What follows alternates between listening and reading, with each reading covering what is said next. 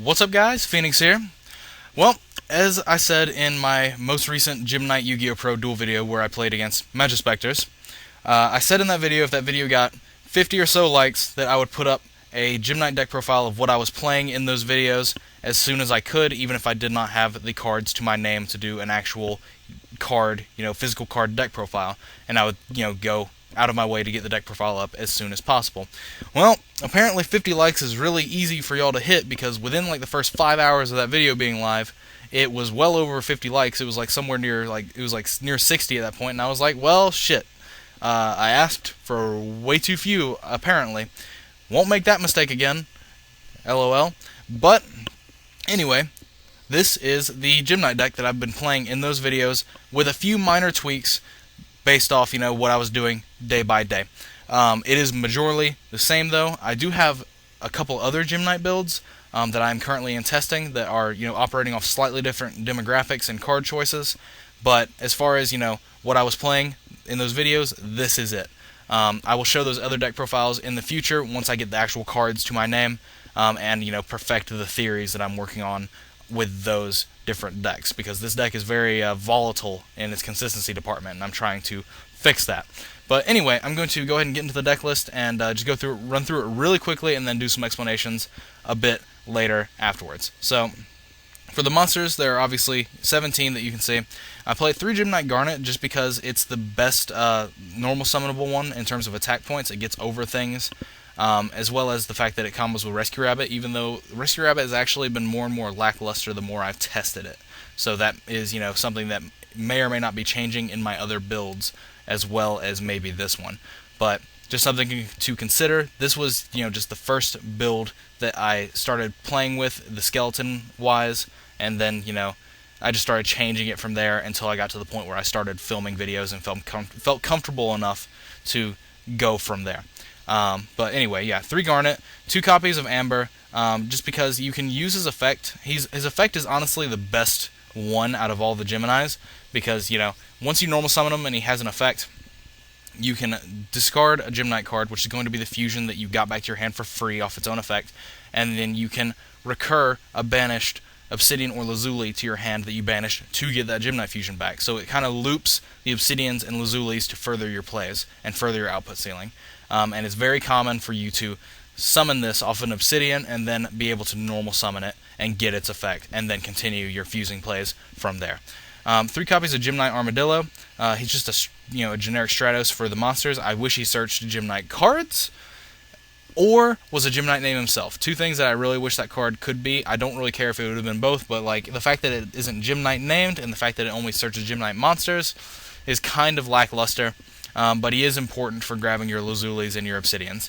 And I am playing 1 copy of Gym Turtle just because I'm trying to solve consistency with this deck, and unlike with Dragonides, where like you have theoretically 6 Dragon Ravines, 5 to 6 Dragon Ravines, and if you don't see one, you can still have a mesh of combo cards to play with, as long as they work together.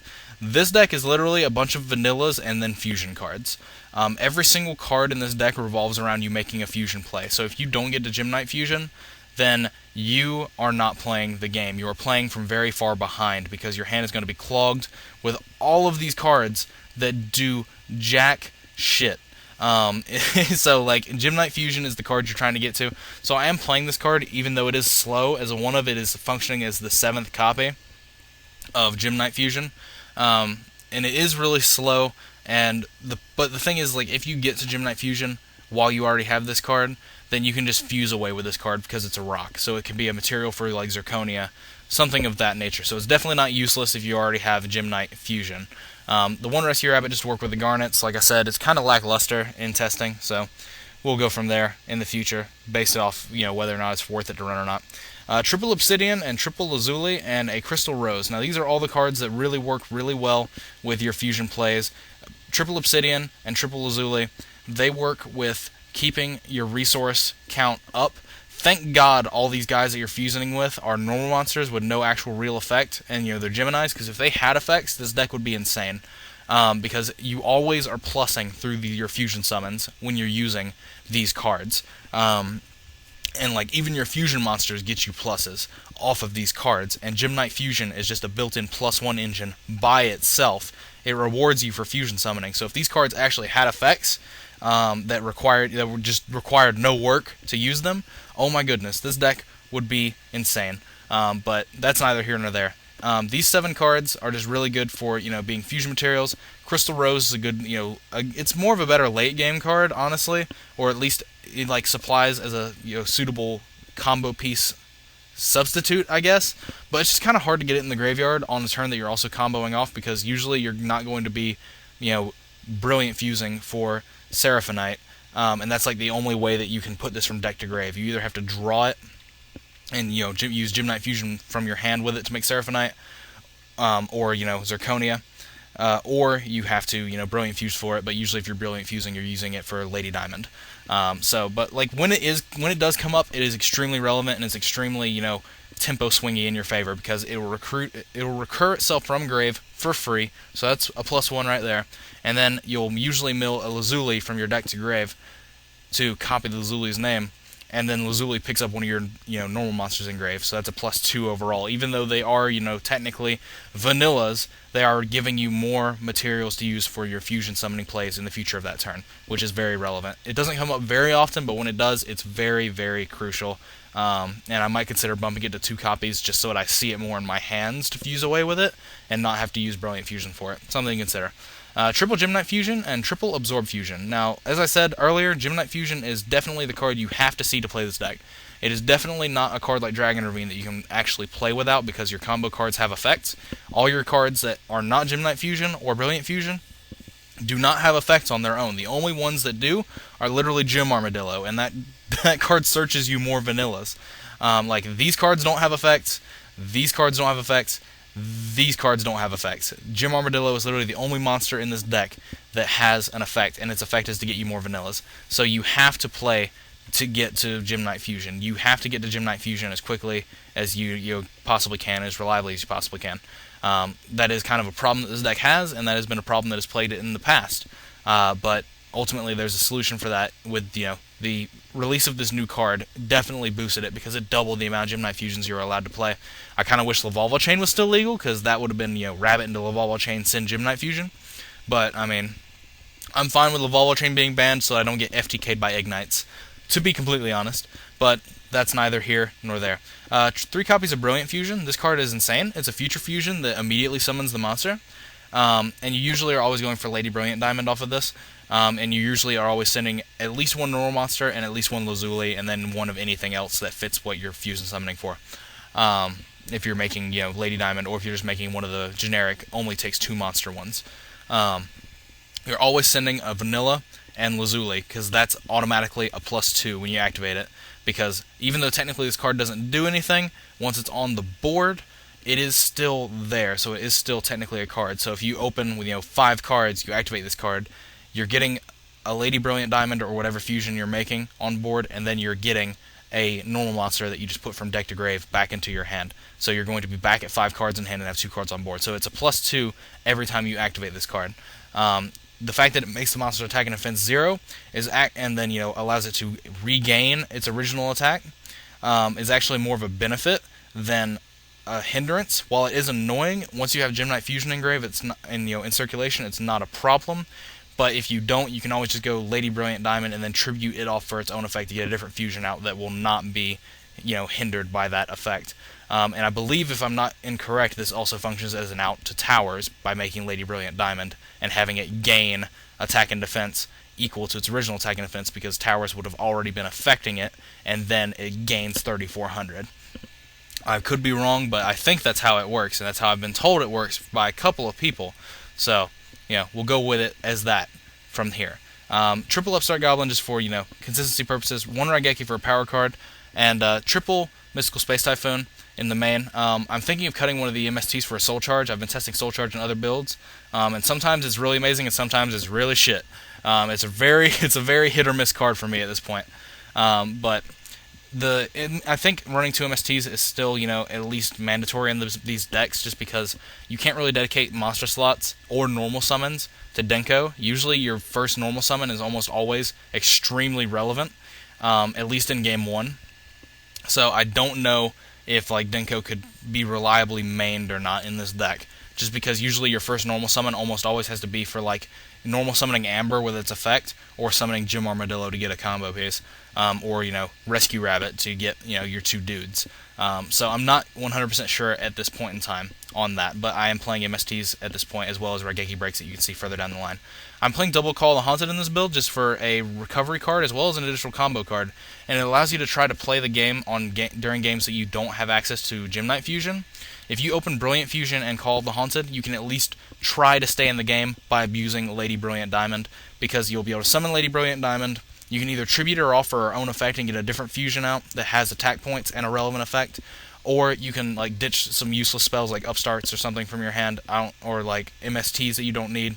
Things of that nature, you can ditch them to make her bigger, but regardless, when she leaves the field, Call the Haunted can bring her back, and you're just going to be trying to play the game where every single turn you're trying to trade one of your vanillas that's in your hand into a fusion with an effect. So it allows you to try and play the game until you get to Gem Knight Fusion, is just why I'm running it personally. It's been working very well. 2 copies of Raigeki Break because it triggers Obsidian as well as Gem Knight Fusion. If it's in circulation, is always freely back in your hand. Gem Knight Fusion is always a +1 adding itself back to your hand. So Raigeki Break is just the best card I could see using with it. Phoenix Wing is arguably better, but you can use it to set your opponent back a turn and things like that.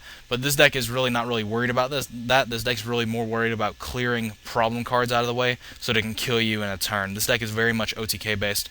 If this deck gets a solid turn to play with, then it's probably going to end the game on that turn. So it's something that, like, Raigeki Break to me in testing has been working a lot better than Phoenix Wing, but you can run either. And then the last 3 cards in the deck are cards I really just don't like in this deck, but I feel like this deck needs some sort of reliable defense that isn't discard cards. So Vanities, Bottomless, and Warning. Honestly, I'm only playing Warning because there's a lot of people playing like Pendulum Summoning decks on the Salvation server at this point in time, and that's like the best card to catch them with, as you saw in the Magispector video.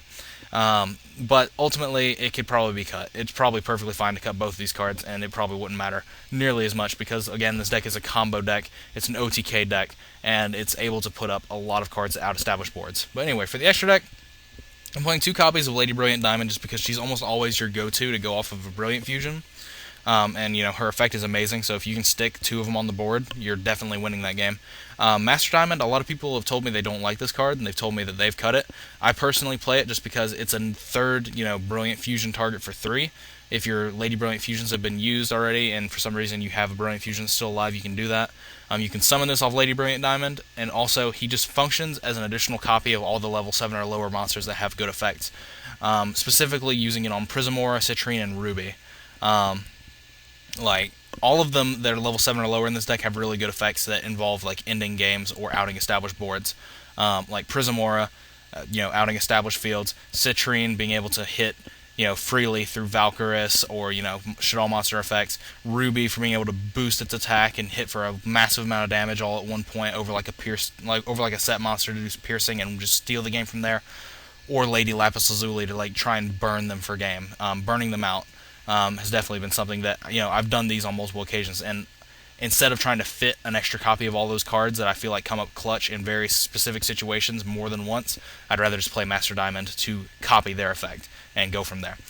2 copies of Zirconius just because he's, like, big dumbass. He's unaffected by lose a turn because he's not an effect monster, which is relevant, and also the fact that he's a level 8, and you can almost always put 2 of them on board during a combo turn, and as long as you did not use Absorb Fusion, you can then go from there into Felgrand, which allows you to attack for game through Necros of Valkyris during the Necros matchup if you're trying to play this deck competitively, which, I find very relevant. And also, if your opponent makes you go first, and you're able to open that sort of play, opening with a Felgrand is very safe. It's very good. It's very just able to deal with what a lot of metagame decks are trying to throw at you, because a lot of decks rely on effect monsters, and the first effect going off is usually something that's very crucial to them. But anyway, double Prismora because he's like the best card at outing established cards. The only thing that can make this card better is if it didn't target, but if it just destroyed face-up cards. But honestly, it's amazing. Like, this card is insane because you're always getting Gem Knight Fusion back for free. So every single turn this is on the board, you're just outing a card for free. It's like a lot of all these fusions have really good utilitarian effects, and that's what makes this deck really cool. Citrine, just for getting over specific situations, acting as an Armades. Ruby, it does pierce as well as it boosts, so it boosts itself, so it's another out to towers, which I've found relevant to have multiple, as well as like Ruby is probably the better out, just because in the turn that you're making Ruby, you're able to combo up with at least 3 fusion monsters, and any 3 fusion monsters that you have has Ruby as a combination of a card in it, and then you're using Ruby's effect to tribute and gain the attack, you can typically game any Towers Turbo player, because they have to have paid at least 8, and all these fusion monsters are huge, and like this will be doing a lot of damage over towers as well. So just things to consider. Gem Knight Seraphinite is a card that I wasn't running in any of the videos that I played because I forgot that it existed, but someone reminded me about it. And this card heightens your ceiling of plays that you can do with Amber. It allows you to get an additional normal summoner set every turn that's on the board. So what it does is it usually summon it off of Lady Diamond, and then when it's on the board, you can get your Amber back off of Obsidian, and then normal summon it and get banished cards back up to twice per turn on a combo turn. And that's very, very real. It extremely increases the output ceiling of the plays you're doing during a turn.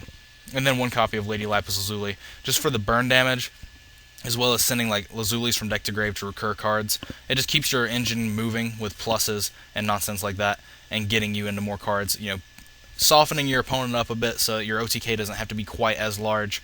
All these things are relevant. Sometimes you can burn people for game with this, especially if if you've used this and then you're copying its effect again in the same turn off like Master Diamond, is something you can typically do. For the seeds I run Felgrand for the aforementioned Zirconius thing, and then Castel, Daigusto Emerald, and Abyss Dweller. Now, I have used Daigusto Emerald to bring back Vanillas from grave, but I've only used that a couple of times, so it's definitely not relevant. It's usually used to put like Obsidians and stuff that are lurking in your graveyard back in the deck to draw a card and keep going from there. I cut the Exiton because I was finding that all the times that I was making Exiton, that I had a chance to make Exiton, I was in the middle of a combo. Like almost all the times where you have double 4s on the board, is either you opened Rabbit or you're in the middle of a combo, and so I didn't want to play the card anymore at that point, because all these other cards have ways to out-establish boards as well as being huge. So it was just something that I decided to move and cut out of the deck in favor of another card that gives more combo pieces or just is better overall against certain decks, and that card was Abyss Dweller. But anyway, that is it for this deck profile. It was a bit longer-winded than I wanted it to be, just because I wanted to explain things. Like I said, this is only one of my builds. This is the build that I was playing. I'm not going to put the other builds up until I have the physical cards, which should be very soon. I might do some combo videos with like some of the standard Gem Knight plays in the future, even though a lot of these plays are very fluid and they're very flexible in how you like ladder up with your fusion summons. There are some set in stone combos that you can do on like turn 1 and nonsense like that I could do in the future and show, but that's ultimately for you guys to decide. But anyway, as always, thanks for watching. Comment, rate, subscribe, like this video if you like the content I've been producing as of lately. The links in the description are going to be to both my Facebook page as well as my Facebook fan page as usual. Go to my Facebook fan page, like that if you want to get notifications of when I'm going to go on either DEVpro or Salvation server. I haven't decided which one yet, but I'm going to be going on to play subscribers, and I'm going to put an alert, a message out on the Facebook fan page saying that, hey, I'm going here. I want to get messaged by my subscribers, and I want to play them for videos for the channel. And if that's something you're interested in, then you definitely want to go like the fan page so you are not left out. Click on that if you have not. I'd greatly appreciate it. Helps me make money, and there's no reason to lie to you guys about that. But as usual, I would not be offended nor take it personally if you decided you didn't want to. It's personally up to you, and there's nothing I can do about it, but it just helps me out if you decide to go through with it after all and just click the button for your old pal Phoenix. But anyway, that is it for this video, and as always guys, take care.